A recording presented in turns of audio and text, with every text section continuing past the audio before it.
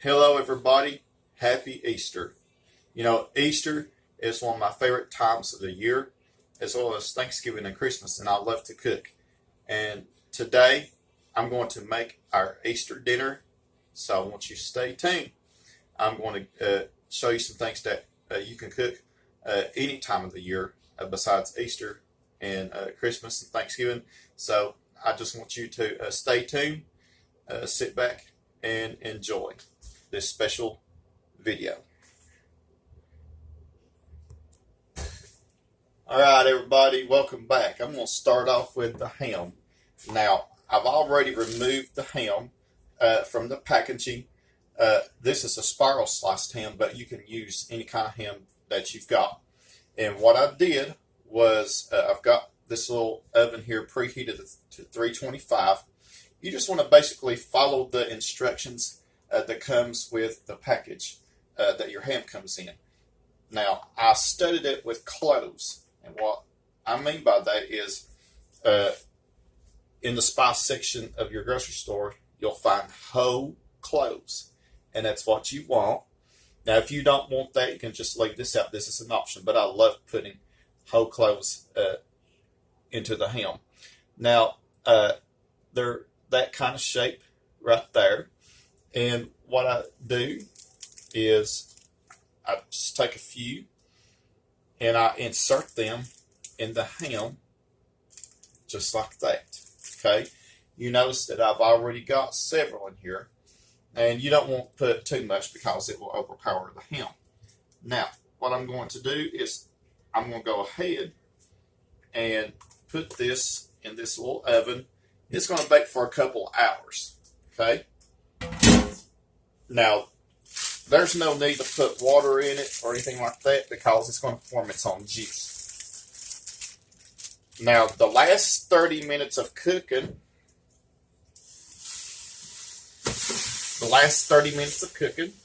I'm going to make a glaze for it. Okay? And I'm going to show you what I usually put in my glaze. Now, very important, you want the ham to be standing up like that. You don't want it to be laying down. So I'm going to cover it. And for this ham, it's going to take about 2 hours to cook. You just want to just follow the instructions. Okay? So I want you to stay tuned. I've got some more things coming your way. All right, everybody. Welcome back. The ham is in the oven right here. It's cooking away. I'm going to go ahead and make some dessert. I'm going to make a peach and strawberry cobbler. Now, what I did was I melted some butter in the microwave, and you want a 13 by 9 glass pan like this, and put the butter in the bottom of the pan. Now, in the bowl here, I've got a cup of self-rising flour and a cup of brown sugar, and I'm going to add some spices. I'm going to add some nutmeg.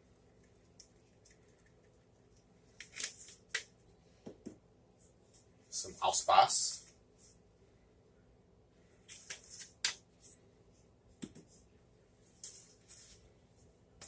Cinnamon. Not too much. And I'm going to whisk it around.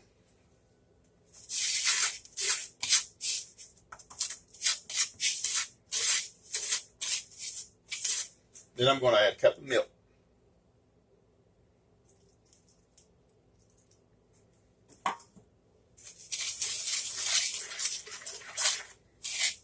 Sure that you stir everything in very, very well until it's incorporated.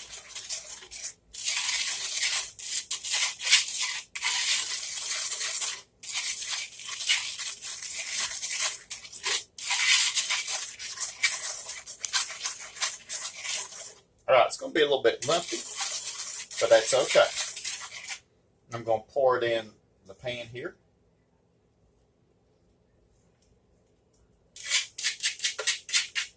Make sure that you get every single bit of it. Scrape the bowl.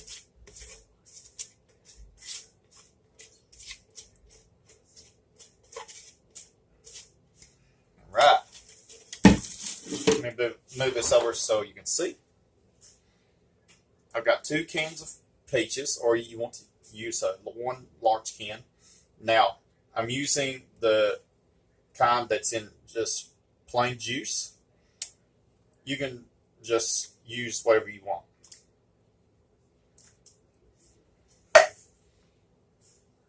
Don't drain it because this is going to make the cobbler taste good.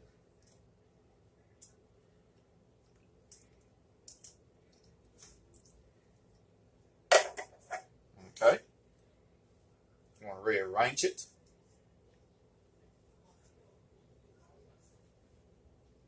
All right, and that's pretty much what you want right there. Now, let me get a knife. You know, there are so many ways to make cobblers.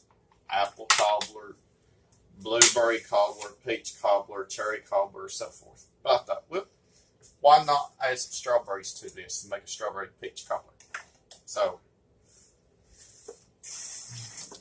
I'm going to show you one strawberry. You can use as many as you want.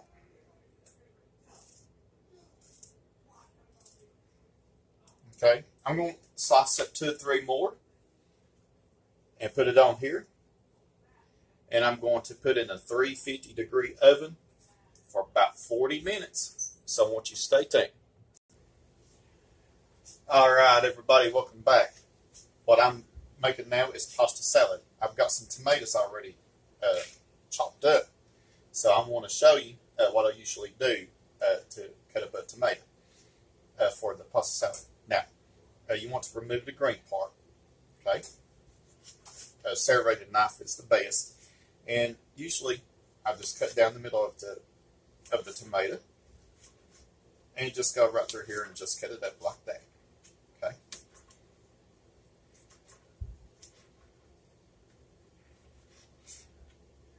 These are vine-ripened tomatoes that I bought at the store. I got some of those colored rainbow rotini pasta. You've seen me make pasta salad several times before. Okay? And that's what I'm using. You can use spaghetti. I've done that too, and I think it's just as good too. 1 English cucumber. It comes in a wrapper. Excuse me. Usually cut it down in the middle. Safety first.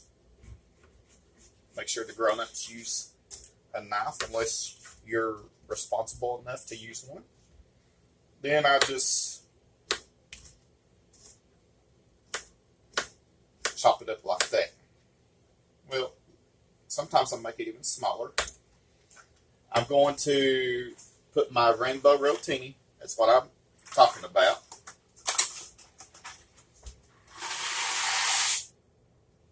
It's going to cook according to the package directions.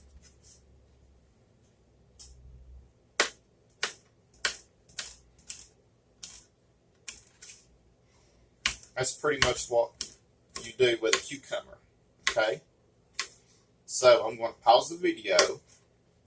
I'm going to get the pasta salad together, and I'm going to use homemade ranch dressing. And you've already seen me make homemade ranch dressing 2 or 3 times before. But if you want to use store-bought dressing, that's totally up to you. You could also substitute Italian dressing for the ranch dressing if you don't like ranch dressing. So I'm going to pause this video, make the pasta salad, so I want you to stay tuned for more.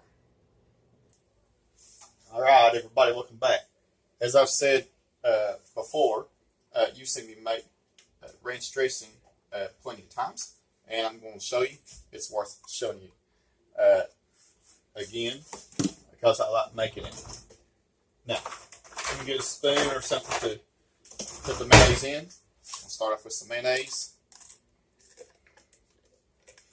About a cup or so. Now, if you want to use store-bought ranch dressing, that's totally up to you. And like I said, you can substitute for Italian dressing.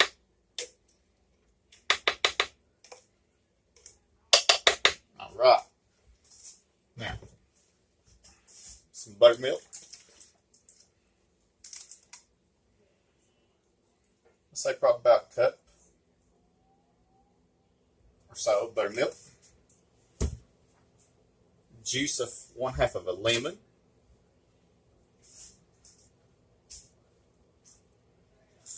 Squeeze it right in there and make sure that you try to catch all of the seeds.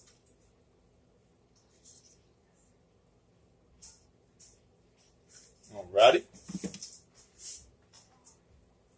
Now the seasonings. Salt. I'm using kosher salt. You can use sea salt if you would like. About a teaspoon or so.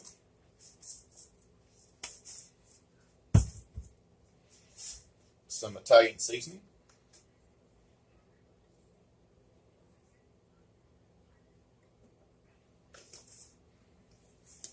Some onion powder.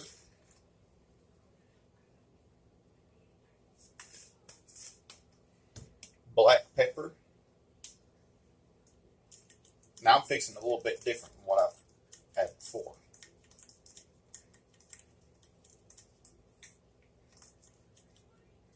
Okay. Some ground paprika.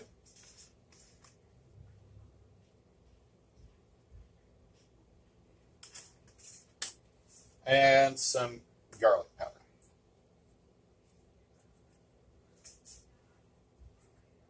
Alright. Now, I'm going to give this a whiz in the food processor. If you don't have one, you can just use a whisk and a bowl.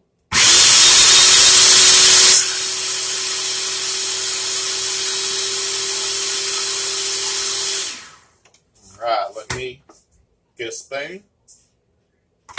Let me taste it. See if it's flavored the way I want it to be. That's good. Alright.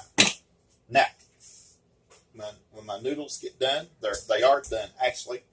So I'm going to drain them. I'm going to rinse them in cold water. And then I'm going to put them in here. So I want you to stay tuned.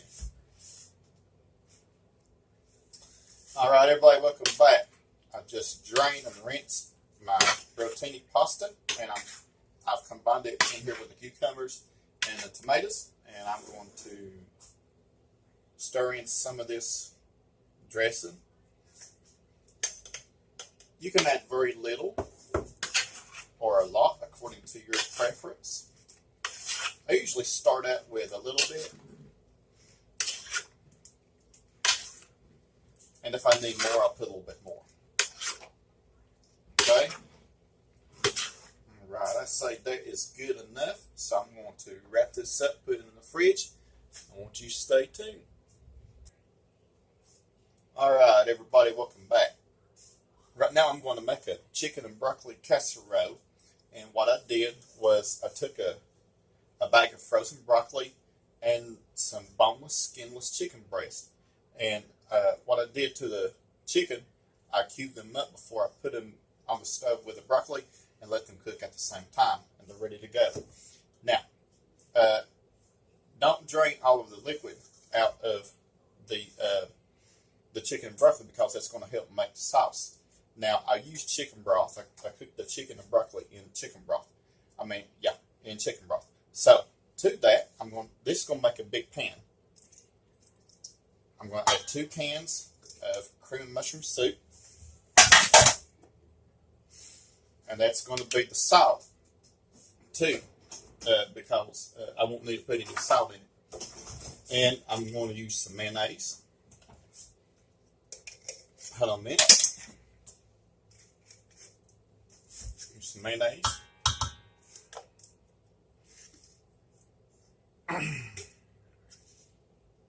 It's sort of like my grandma's recipe, but I'm fixing it a little bit different. Okay, about maybe a half cup, and I'm going to use some shredded cheddar cheese. I'm also going to put cheddar cheese on the top as well. Juice of half of a lemon. Let me get the seeds off. And we'll be ready to start.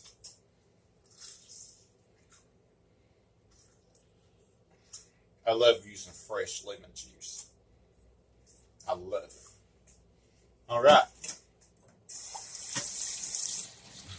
My cobbler is done, so I'm going to take it out of the oven.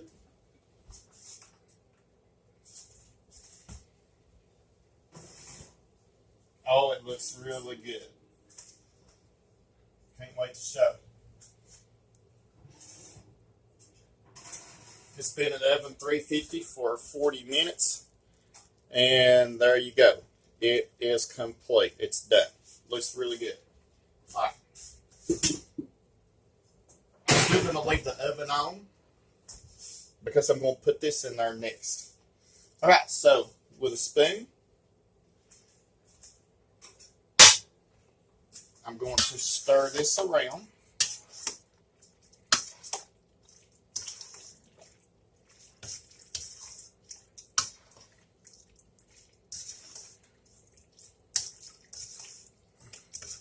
Okay.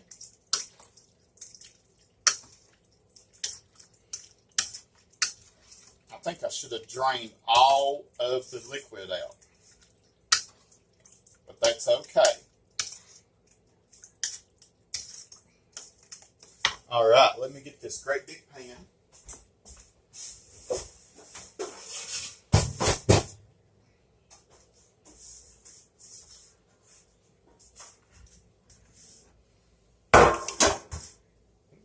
I love using this pan. It comes in handy when I want to make something big like lasagna, chicken pot pie, whatever.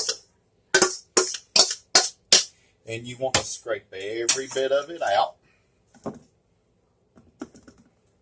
Okay. So that's what I'm doing. I wasn't for sure if I was going to be able to use a regular glass pan. So that's what I did. I want this to turn out really good.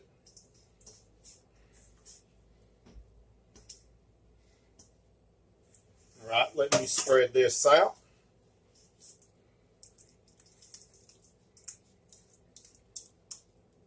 I probably could have been able to use all of this in a glass pan. All right. Look, don't that look good already? Now, I'm going to do a topping for it, so I want you to stay tuned. All right, everybody, welcome back. Now, I'm making the topping. Now, you know those little round crackers, the butter flavored kind? I took 2 sweeps of those and I crumbled them up. I got a little bit of softened butter and some cheddar cheese. Now, I'm going to come in here and I'm going to just stir it around.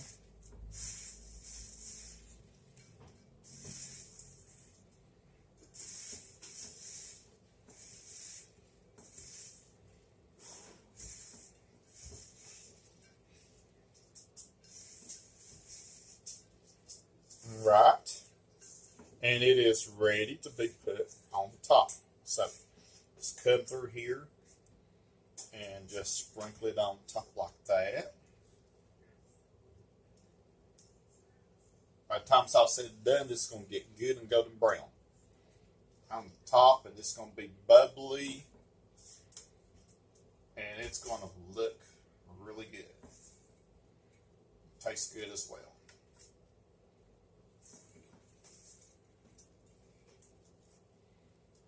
Just want to scatter it abroad.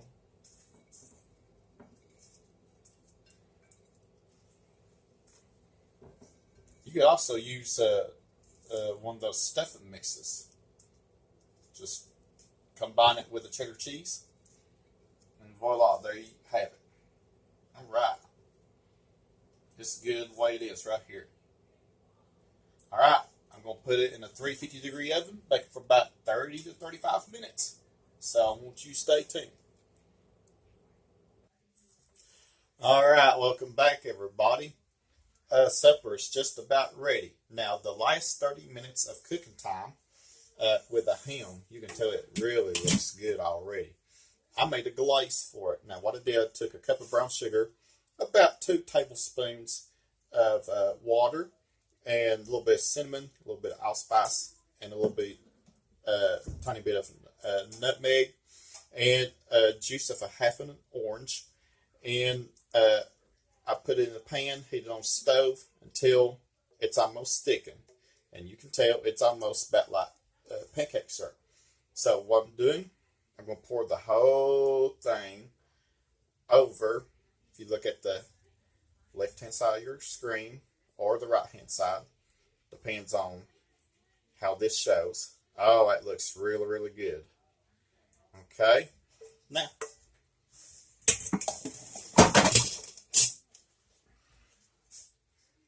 brush that on there. Okay. All right. I'm going to let that cook. I've got some potatoes that I'm fixing to put on for mashed potatoes. So the supper is just about ready. So I want you to stay tuned. All right, everybody. Now what I'm doing now, or what I just did, was I took some regular frozen dinner rolls and I brushed them with butter and sprinkled them with garlic powder. Now I'm going to bake these according to the package directions. So I want you to stay tuned. Supper is just about ready. All right, everybody. Our Easter dinner is ready. It's ready to be eaten. Matter of fact, I've already said a blessing. I've already been nibbling on this ham. This ham is really, really good. And my rolls turned out really good by brushing butter and sprinkling garlic powder on them. My strawberry peach cobbler, it looks really good. My chicken and broccoli casserole, my pasta salad. Finally, the mashed potatoes. What I did was I just cooked some potatoes till they're tender, drained them, and then that steam mixer that I've got, just put some butter, sour cream, salt, and pepper, and some milk, and there you go. Well, guys, it's time for us to eat. Thanks for watching this special Easter edition of my cooking, and let's not forget the true meaning of Easter. And I am just so thankful and so blessed to be alive, and for my family, for everything. It's just a blessing to live. And continue to subscribe. Comments are welcome. Have a blessed Sunday.